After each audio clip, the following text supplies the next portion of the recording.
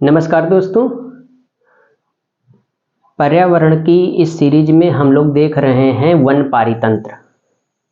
One पारितंत्र मुख्यतः कितने प्रकार का होता है? 2 प्रकार का होता है। किस आधार पर? एक तो अक्षांश के आधार पर, दूसरा वर्षा की मात्रा के आधार पर। वर्षा की मात्रा के आधार पर हम भारतीय वन तंत्र देखते हैं और अक्षांश के आधार पर हम विश्व के वन तंत्र देखते हैं। वैश्विक स्तर पर जब वन तंत्र की बात करते हैं तो ये मुख्यतः कितने प्रकार के होते हैं? 3 प्रकार के होते हैं। उष्णकटिबंधीय वन, शीतोष्णकटिबंधीय वन और टैगा वन। और उन्हीं में सबसे पहले हम लोगों ने वन पारितंत्र के बारे में जब बात की तो हमने पहले देखा उष्णकटिबंधीय वन। मुख्यतः कितने प्रकार के होते हैं? 2 प्रकार के होते हैं। एक होता है उष्णकटिबंधीय सदाबहार वन, दूसरा होता है उष्णकटिबंधीय पर्णपाती वन। दूसरा हमारा वन तंत्र कौन सा आएगा वैश्विक स्तर पर? शीतोष्णकटिबंधीय वन। तो शीतोष्णकटिबंधीय वन मुख्यतः कितने प्रकार का होता है? ये 3 प्रकार का होता है। एक तो होता है जिसको मध्य अक्षांशीय वन भी कहते हैं, तो एक हो जाएगा मध्य अक्षांशीय सदाबहार वन, मध्य अक्षांशीय पर्णपाती वन और भूमध्य सागरीय वन। चलो आओ चर्चा करते हैं इसके बारे में एक एक करके। तो सबसे पहले हमारा क्या है? शीतोष्णकटिबंधीय वन। शीतोष्णकटिबंधीय वन में सबसे पहला जो पोर्शन आएगा वो क्या आएगा? मध्य अक्षांशीय सदाबहार वन। खास बात क्या है कि इनका एरिया क्या है? तो ये कहाँ कहाँ पाए जाते हैं? ये पाए जाते हैं दक्षिणी चीन में, जापान में और दक्षिणी ब्राज़ील में। और यहाँ के प्रमुख वृक्ष कौन कौन से हैं? तो ये बहुत इंपॉर्टेंट है। सबसे प्रमुख वृक्ष यहाँ का कौन है? लॉरेल है। दूसरा कौन है? मैग्नोलिया। और तीसरा कौन है? यूकेलिप्टस। यूकेलिप्टस को क्या कहते हैं? प्रकृति का आतंकवादी पौधा भी कहते हैं। ठीक है। पानी ग्रहण करने की क्षमता सबसे ज़्यादा इसमें होती है, तो वाटर लेवल को ये क्या करता है? डाउन करता है। इसलिए पर्यावरणविदों ने इसके बारे में क्या बताया? इसे एक आतंकवादी पौधा घोषित किया है। ठीक है। दूसरा आता है मध्य अक्षांशीय पर्णपाती वन। पर्णपाती का मतलब क्या होता है? पौधे अपनी पत्तियों को क्या करते हैं? गिरा देते हैं। तो पर्णपाती वनों में फिर कौन कौन आएगा? एरिया कौन आता है? दक्षिणी चिली आता है और उत्तर पूर्वी अमेरिका एरिया आता है। यहाँ के प्रमुख वृक्ष कौन कौन से हैं? तो एक तो वालनट है, दूसरा कौन है? मैपल है, तीसरा कौन है? चेस्टनट है। ठीक है। तीसरा इसका पोर्शन आता है शीतोष्णकटिबंधीय वनों का भूमध्य सागरीय वन। ये मुख्यतः कहाँ पाए जाते हैं? तो ये मध्य अक्षांशों में पाए जाते हैं और हमेशा कहाँ होंगे? महाद्वीप के पश्चिमी भाग में स्थित होते हैं। इन वनों की खास बात क्या है? इन वनों में जो वर्षा होती है वो कब होती है? तो वो जाड़ों में होती है। अच्छा, जब जाड़ों में होगी तो शीत ऋतु मुख्यतः कैसी होती है? ठंडी होती है। तो जब जाड़ों में वर्षा होगी तो हवा में नमी क्या हो जाएगी? ज़्यादा हो जाएगी। तो शीत ऋतु तो ठंडी होती ही होती है, साथ साथ यहाँ आर्द्रता ज़्यादा होती है जाड़ों में। और जब जाड़ों में वर्षा होती है तो ग्रीष्म ऋतु तो गर्म रहेगी ही रहेगी, और जब वर्षा नहीं होगी तो हवा में नमी नहीं होगी, तो मौसम कैसा होगा? शुष्क होगा। अर्थात यहाँ की जो ग्रीष्म ऋतु रहती है वो गर्म और शुष्क रहती है, लेकिन जो यहाँ की शीत ऋतु रहती है वो ठंडी और आर्द्र रहती है। आर्द्र को कहते हैं ह्यूमिड और शुष्क को कहते हैं ड्राई। यहाँ के जो प्रमुख वृक्ष हैं वो कौन कौन से हैं? वो हैं कार्क, जैतून, पाइन, अंगूर, संतरा, नींबू। मुख्यतः रसदार जो वृक्ष होते हैं, फल होते हैं, वो सब यहाँ पाए जाते हैं। ठीक है। विश्व में ये कहाँ कहाँ पाए जाते हैं भूमध्य सागरीय वन? तो कैलिफोर्निया और मैक्सिको में भूमध्य सागरीय वनों को कहते हैं चैपेरल। ये बहुत मोस्ट इंपॉर्टेंट है अच्छे एग्जामों के लिए, जैसे आर ओ PCS IAS, इनके लिए बहुत इंपॉर्टेंट है ये वाला भूमध्य सागरीय वन। ठीक है। तो कैलिफोर्निया और मैक्सिको में इन्हें क्या कहते हैं? चैपेरल कहते हैं। चिली में इन्हें क्या कहते हैं? तो चिली में इन्हें कहते हैं मेटोरल। और दक्षिण अफ्रीका में इन्हें क्या कहते हैं? तो इन्हें फिम्बोस कहते हैं। और ऑस्ट्रेलिया और साथ साथ कहाँ? भूमध्य सागरीय क्षेत्र यानी भूमध्य सागर से लगे हुए एरिया में इन्हें क्या कहते हैं? मार्क्विस। मार्क्विस एक स्पेनिश शब्द है, इसी को हम दूसरा नाम क्या देते हैं? मकाई। सन 2019 PCS प्री पूछा गया था यही क्वेश्चन, भूमध्य सागर से चैपेरल के बारे में पूछा गया था कि कैलिफोर्निया में भूमध्य सागरीय वनों को किस नाम से जाना जाता है? तो चैपेरल के नाम से जाना जाता है। ठीक है। तो एक तो हो गया उष्णकटिबंधीय वन, दूसरा कौन हो गया? शीतोष्णकटिबंधीय वन, और तीसरा कौन सा पोर्शन आता है? Taiga one. टैगा वनों की खास बात यह है कि इनके जो वृक्ष होते हैं उनकी जो पत्तियां होती हैं वो कैसी होती हैं? नुकीली होती हैं। और इन वृक्षों की जो लकड़ियां होती हैं वो सभी प्रकार के वनों के तुलना में सबसे क्या होती हैं? मुलायम लकड़ी होती है इसकी। ठीक है, टैगा वनों की। अच्छा, और एक खास बात है, पृथ्वी पर इन वनों का सबसे ज़्यादा विस्तार है, लेकिन यहाँ की जो उत्पादकता है, ठीक है, वो कैसी है, सबसे कम है। और बायोडायवर्सिटी भी यहाँ की कैसी है, सबसे कम है। तो पृथ्वी पर इन वनों का विस्तार सबसे ज्यादा है, लेकिन यहाँ की बायोडायवर्सिटी और उत्पादकता सबसे कम है। एरिया कौन है, तो एरिया मुख्यतया कौन आता है, जैसे उच्च पर्वतीय क्षेत्र, जैसे हिमालय क्षेत्र वगैरह नहीं पढ़ोगे भारत में, तो वहाँ उच्च पर्वतीय क्षेत्रों में होते हैं और आर्कटिक वृत्त के चारों ओर होते हैं। वो भी कौन सा डिग्री रहेगा, 60 से लेकर 66.5 तक। 66.5 के ऊपर कौन सा एरिया आ जाएगा, टुंड्रा का आ जाएगा, ठीक है। यहाँ के प्रमुख वृक्ष कौन कौन से हैं, तो जैसे चीड़ हो गया, देवदार हो गया, फर हो गया और स्प्रूस हो गया। तो ये रहे अक्षांश के आधार पर विश्व के वन। कितने प्रकार के, 3 प्रकार के, उष्णकटिबंधीय वन, शीतोष्णकटिबंधीय वन और टैगा वन, ठीक है। उष्णकटिबंधीय वन कितने प्रकार के, 2 प्रकार के, एक तो हो जाएगा सदाबहार वन, दूसरा कौन हो जाएगा, पर्णपाती वन, इनको मानसूनी वन भी कहते हैं। शीतोष्ण कटिबंधीय वन कितने प्रकार के होते हैं, 3 प्रकार के होते हैं। कौन कौन, एक तो सदाबहार वन, दूसरा पर्णपाती वन, तीसरा भूमध्य सागरीय वन। सबसे इंपॉर्टेंट कौन आता है शीतोष्ण कटिबंधीय वनों में, भूमध्य सागरीय वन।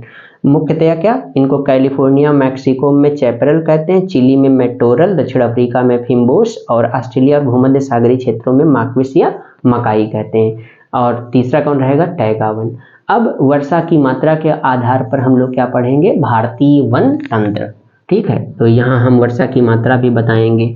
तो चूंकि लास्ट क्लास में वर्षा की मात्रा के आधार पर हमने देखा था एरिया वेट है, ह्यूमिड है, सब ह्यूमिड है, सेमी एरिड है, एरिड है, वही सारा का सारा खेल यहाँ चलेगा, ठीक है। तो आप उसको लास्ट क्लास को जरूर देखिएगा, तब जाके भारतीय वन तंत्र आपको बहुत अच्छे तरीके से समझ में आएगा, ठीक है। तो भारतीय वन तंत्र वर्षा की मात्रा के आधार पर मुख्यतः कितने भागों में विभाजित है, तो 5 भागों में विभाजित है। पहला वन कौन सा आता है, उष्णकटिबंधीय सदाबहार वन, दूसरा उष्णकटिबंधीय पर्णपाती या मानसूनी वन, तीसरा उष्णकटिबंधीय कांटेदार या मरुस्थलीय वन, चौथा पर्वतीय वन और पांचवा मैंग्रोव या डेल्टाई या ज्वारीय वन। तो भारतीय वन तंत्र में सबसे पहला वन तंत्र कौन चलेगा, उष्णकटिबंधीय सदाबहार वन, ठीक है। तो उष्णकटिबंधीय सदाबहार वन की खास बात क्या है, इसकी औसत जो वार्षिक वर्षा होती है वो कितनी होती है, 200 सेंटीमीटर से ऊपर होती है। और इसका जो भारत में क्षेत्र है, एरिया है, वो मुख्यतया कौन है, तो भारत में ये वन अंडमान निकोबार और पश्चिमी घाट की पश्चिमी ढलानों पर पाए जाते हैं। ये वन मुख्यतया और कहाँ पाए जाते हैं, तो अगर तुम ताप कटिबंधों की बात करोगे तो उसको लेकर के अगर हम चर्चा करें तो कहाँ पाते हैं, ये मुख्यतया होते हैं उष्ण एवं आर्द्र क्षेत्रों में पाए जाते हैं, ठीक है। जहाँ बहुत ज़्यादा गर्मी हो और जहाँ नमी हो, ठीक है, उन क्षेत्रों में पाए जाते हैं।